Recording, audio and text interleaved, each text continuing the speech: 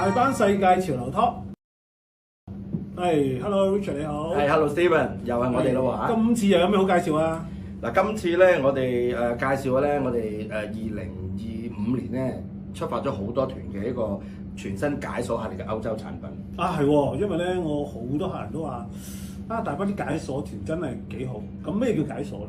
嗱，其實咧我哋呢個首先呢個解鎖系列咧係一個德國、瑞士、奧地利嘅9天團嚟嘅。係 OK。嗱咁啊，聽落都已經好冇錯。嗱，解鎖咧其實嗰個操作咧，我哋係將傳統嘅歐洲嘅旅行團嘅操作方式咧係有啲改變嘅。係點改變啊？改變方法咧就係、其實我哋會俾多啲自由活動空間時間客人啦。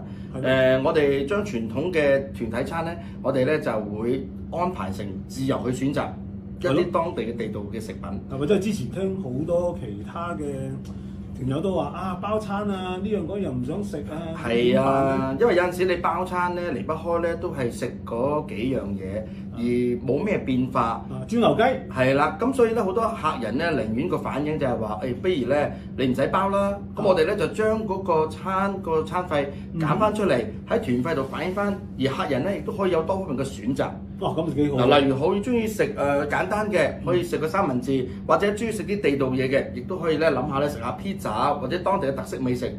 咁而我哋呢個解鎖系列嘅產品咧，我哋亦都會俾一啲嘅自由活動嘅客人咧多啲嘅充裕嘅時間，而且我哋用嘅酒店咧都係當地嘅4星酒店，包埋早餐店嘅喎。哦，咁我真係幾好喎。冇錯啦。咁啊唔使話一定要食團餐，唔需要一定要焗住，一定要食團餐啦。係啊。嗱，啱先你係講到解鎖咁多好處咧，咁你啱啱講呢個團咧，我哋咧又去德國咧，又去呢個奧地利咧，冇錯，仲要去埋瑞士咧，咁有咩特別呢個團？嗱，呢個解鎖系列嘅9天嘅德國、瑞士、奧地利咧，其實個主題咧就叫夢、美同埋醉，為一個基礎。夢即係點啊？發夢啊？唔係發夢啦。嗱，我哋夢咧係安排喺德國嘅一個地方，喺巴伐利亞。咁啊，大家咧有冇聽過一個迪士尼城堡啊？咁肯定聽過啦。美國迪士尼啦，冇迪士尼。從細到大都聽過。嗱，原來咧呢個德國嘅巴伐利亞地方咧，建造呢個城堡咧，就係為咗個人嘅皇帝嘅一個期望，而做一個咁靚、咁夢幻嘅城堡。咁啊，和路迪士尼先生咧，佢細個咧都希望咧有一個好靚嘅城堡，所以照住呢個藍圖咧就做咗個城堡出嚟。咁我哋呢個夢咧就係介紹或者帶啲朋友咧，就去呢一個地方親身體驗下近距離咧點樣成個城堡打卡影晒出嚟。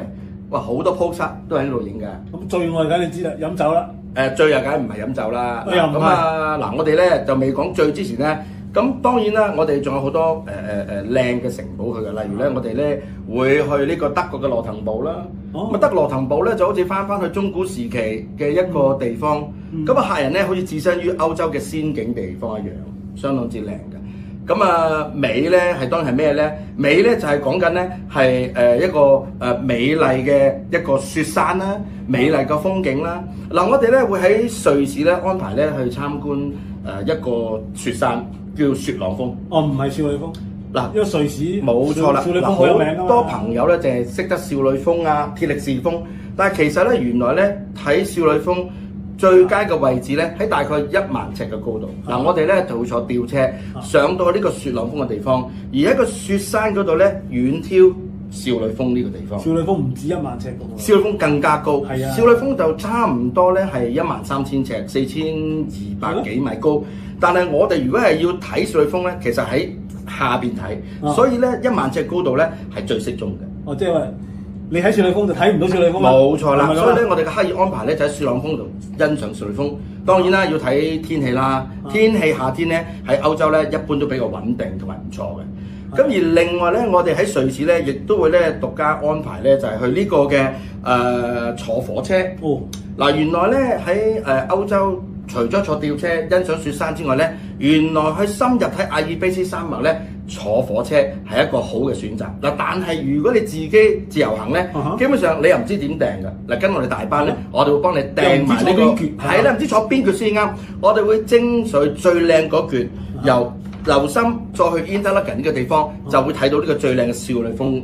或者係呢個阿爾卑斯山脈個風景嘅地方，我哋坐嘅觀景列車咧，兩旁咧都有大嘅窗可以睇到。一定會欣賞得。仲要喎，你記住喎，如果自由行嘅朋友咧，可能又唔知啊，自己買飛，原來係要訂位嘅喎。你唔訂位嘅話咧，你係要企喺度2個鐘頭，你罰企喎。所以咧，我哋會安排埋一個 reserve seat 啊，咁所以咧安排得相當之周到。哇，咁啊真係幾好喎！仲有頭先我講漏咗，我哋去呢個迪士尼嘅城堡咧，其實咧我哋係獨家入內參觀嘅，又係大班咧獨家安排。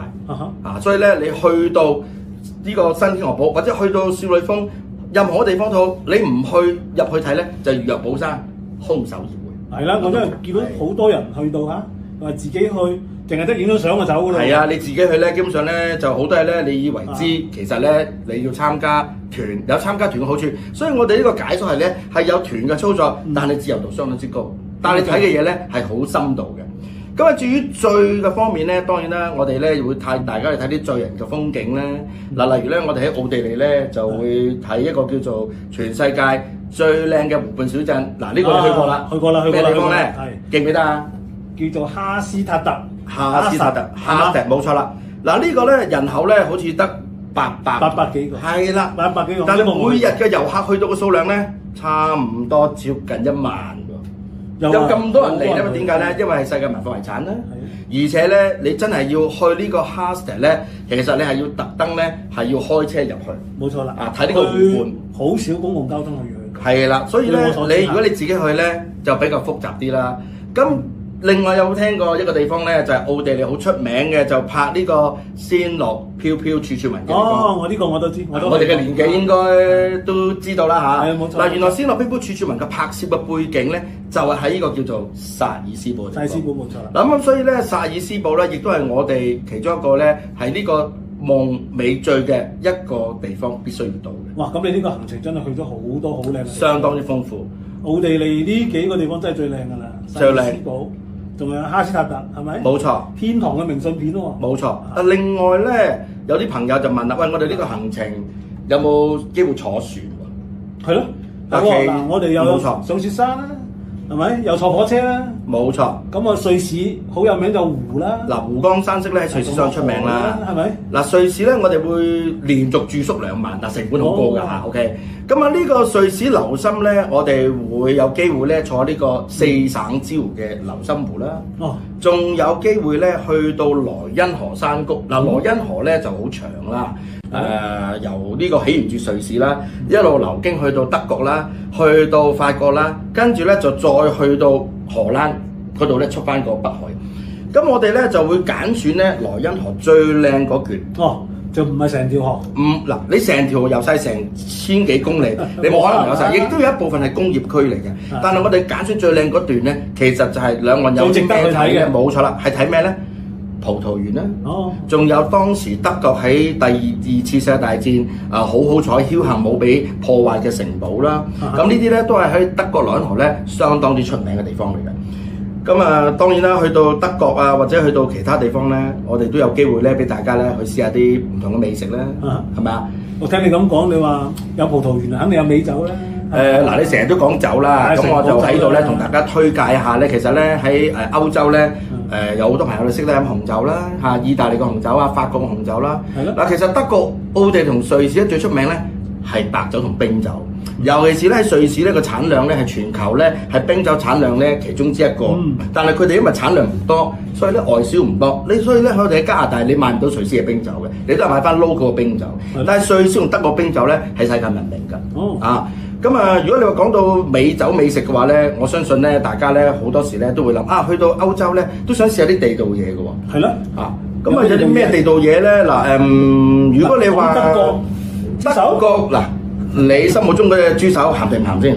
梗係鹹啦，鹹你就錯啦。其實鹹豬手咧，可能咧係你哋嗰個錯覺嚟嘅。其實喺德國人咧食豬手咧，唔係一定鹹嘅。但係點解你會有個鹹嘅感覺咧？因為咧以前咧可能啲人比較貧窮啊，咁啊將嗰啲豬手咧就要醃製佢比較鹹啲，保養得可以耐啲 ，reserve 得耐啲。但係而家嘅德國豬手咧，其實咧唔會整到好鹹。而豬手咧咁大橛咧，其實唔係我呢隻唔係豬手嚇 ，OK。咁啊呢隻豬手咧，其實最好食嗰橛咧，應該喺下裝嗰橛。係啦，因為上裝嗰橛咧，一般啲人咧攞嚟做咩咧？做原體啊，中式嘅煮法。但係德國人煮咧係會用下裝個煮法，下裝煮法嗰度咧比較嫩啲肉係，juicy 啲。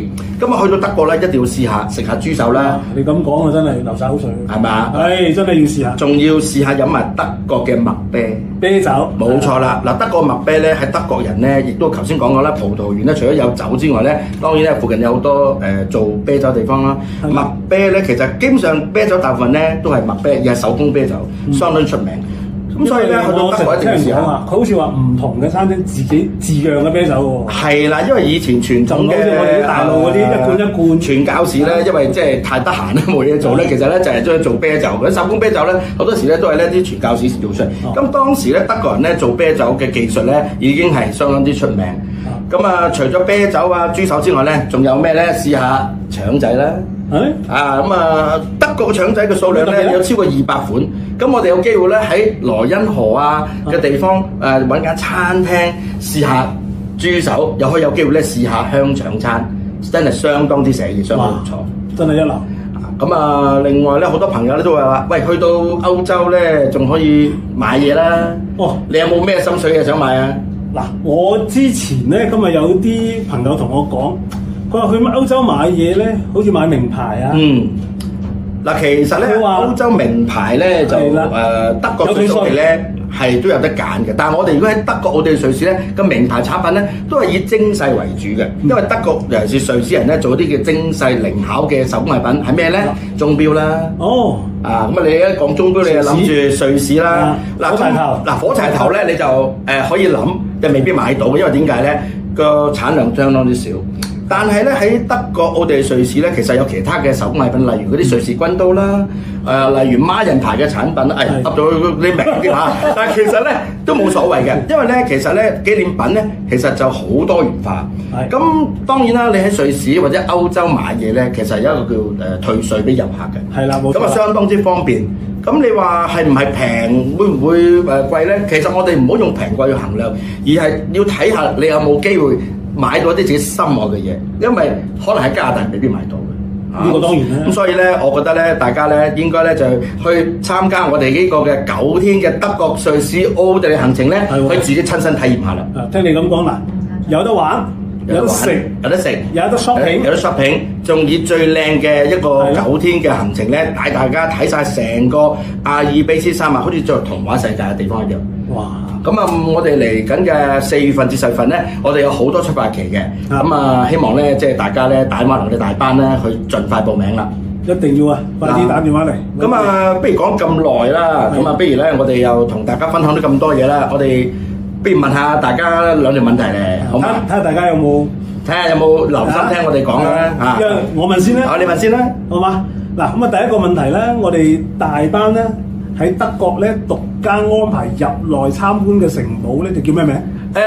我唔講得，不過你估。OK。咁啊，第二個我問啦，我哋喺呢一個歐洲呢個行程咧，我頭先講過啦，我哋喺瑞士會坐一個觀景列車，叫乜嘢列車啊？乜列車？乜嘢快線 ？OK。有聽嘅朋友就一定知嘅。嗱，有聽朋友一定知啦。喺下面留言俾我哋。留言嗱，我哋咧會隨機抽出2位答啱嘅朋友。OK。隨機抽出2位答啱嘅朋友。咁啊，如果大家咧有機會或者係有興趣繼續留意我哋嘅呢一個世界潮流 Talk 嘅呢個 channel 嘅話咧，希望大家咧繼續留言俾我哋，想分享乜嘢嘅地方、乜嘢嘅城市，話俾我哋知，話俾我哋聽，我哋咧就會再同大家分享，一路 keep 住，好嘛？咁喺度咧，多謝你喎，多謝大家，多謝大家，多謝晒，好。